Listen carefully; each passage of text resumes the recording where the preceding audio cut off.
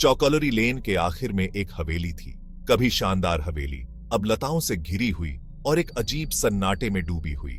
इसका ग्लोविंगदार सफेद रंग अब छिल गया था और दाग धब्बे से भर गया था। टूटी खिड़कियां खाली आंखों की तरह बाहर देख रही थीं, जो कोलकाता के दमनकारी आसमान को दर्शाती थीं। स्थानीय लोग हवेली के किस्से सुनाते थे। उनका दावा था कि यह बेचैन आत्माओं और अकथनीय भयावहता का स्थान है। वे उन परछाइयों के बारे में बात करते थे जो चांदनी में नाचती थीं और खाली हॉल में गूंजती हुई लॉफ्टर। कोई भी पास जाने की हिम्मत नहीं करता था, इस डर से कि कहीं अंदर रहने वाली दुष्ट संस्थाओं को परेशान न कर दें। लेकिन हवेली में एक भयानक आकर्षण था जो भाग्य को लुभाने के लिए पर्याप्त बहादुर पीपलों को अपनी ओर खींचता था। इसका इतिहास दौलत, त्रासदी और अलौकिकता की फुसफुसाहट से बुनी एक टेपेस्ट्री थी। कहानी 1970 के दशक की शुरुआत में शुरू हुई, जब हवेली ऐश्वर्य का प्रतीक थी, जिसका मालिक बनर्जी बाबू नामक एक धनी बिजनेसी था।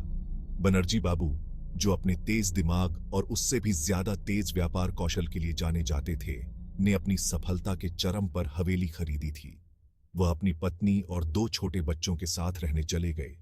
उनकी हंसी हॉल में गूंज रही थी, पल भर के लिए उन परछाइयों को दूर भगा रही थी जो कोनों से चिपकी हुई थीं। बनर्जी परिवार के लिए जीवन विशेषाधिकार और आराम का था। बनर्जी बाबू एक चतुर व्यवसायी थे। उनके उपक्रम उन्हें अपार धन और प्रभाव दिलाते थे। उनकी पत्नी, जो अनुग्रह और शालीनता की महिला थीं, शांत कुशलता के साथ अपने घर का प्रबंधन करती थी। उनके 2 बच्चे, एक लड़का और एक लड़की, अपने माता पिता की आंखों के तारे थे।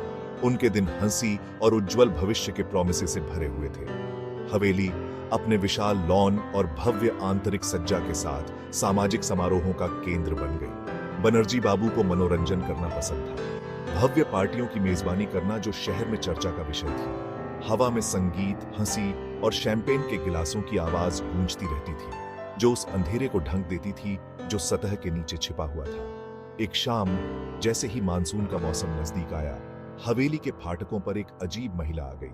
सादी सफेद साड़ी पहने, चेवरिये पर नकाब डाले, उसने खुद को बनर्जी बाबू की दिवंगत मां की दूर की रिश्तेदार होने का दावा किया। उसने अपनी मृत्यु शैया पर किए गए एक प्रॉमिसे की बात कही, आश्रय और सुरक्षा का प्रॉमिसर।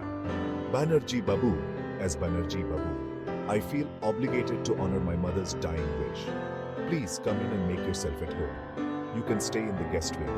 उसे क्या पता था कि दयालुता का यह कार्य उन घटनाओं की एक श्रृंखला को जन्म देगा, जो उसके परिवार को एक बुरे सपने में डुबो देगा। श्रीमती सेन अपने शांत व्यवहार और ढके हुए चेवरिये के साथ एक पहेली थीं। वह खुद को अपने कमरे से बाहर निकलने के लिए शायद ही कभी निकलती थी।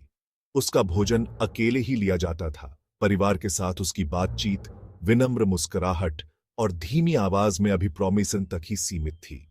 उसकी सरल उपस्थिति के बावजूद हवेली पर एक स्पष्ट बेचैनी छा गई। नौकर अजीब घटनाओं की फुसफुसाहट करते थे।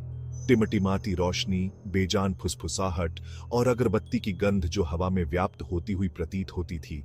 भले ही श्रीमती सेन ने कभी कोई अगरबत्ती नहीं लिट। बच्चों, उनके मासूम दिमाग अलौकिकता के प्रति अधिक सचेत थे। उन्होंने बगीचे में एक छायादार आकृति को दुबके हुए देखा।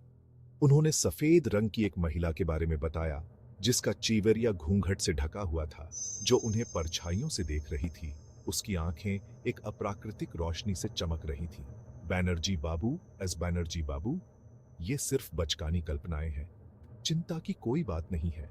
पुरानी हवेली की पीकराती संरचना और मानसून का फायरमन इन अजीब घटनाओं के लिए जिम्मेदार है। लेकिन गेवरिये में संदेह का एक बीज बोया गया था और यह धीरे धीरे जड़ पकड़ने लगा था। जैसे जैसे दिन हफ्तों में बदलते गए, अजीब घटनाएं तेज होती गईं। नौकर हर गुजरते दिन के साथ उनका डर बढ़ता गया। अपनी सर्वेंट सी छोड़ने लगे। उनकी धीमी फुसफुसाहट डायन हवेली में जंगल की आग की तरह फैल गई। बनर्जी परिवार के लिए नींद मुश्किल हो गई। हर रात हवेली अजीब साउंडों के साथ जीवंत हो उठती थी। खाली हॉलवे में फुटस्टेप्स गूंजते थे, बिना किसी पलपबलीकरण के दरवाजे बंद हो जाते थे और फुसफुसाहट खुद दीवारों से निकलती हुई प्रतीत होती थी। बनर्जी बाबू's वाइफ, एज बनर्जी बाबू's वाइफ, मैंने खून जमा देने वाली चीख सुनी। बच्चे, वे दहशत में दुबके हुए थे, यह दावा करते हुए कि उन्होंने एक सफेद रंग की महिला को अपने बिस्तर के पास खड़े देखा। उसकी आंखें अंधेरे में लाल चमक रही थीं। बनर्जी बाबू, एज बनर्जी बाबू, ये सिर्फ बुरे सपने हैं। चिंता करने की कोई जरूरत नहीं है। Banerjee Babu's wife, as Banerjee Babu's wife, कृपया आपको कुछ करना होगा। हमें इस हवेली को इस बुरी उपस्थिति से मुक्त करने की आवश्यकता है। लेकिन बनर्जी बाबू, उनका धैर्य जवाब दे रहा था। उन्होंने एक बार फिर उनके दावों को खारिज कर दिया। बुरा सपना तो अभी शुरू ही हुआ था।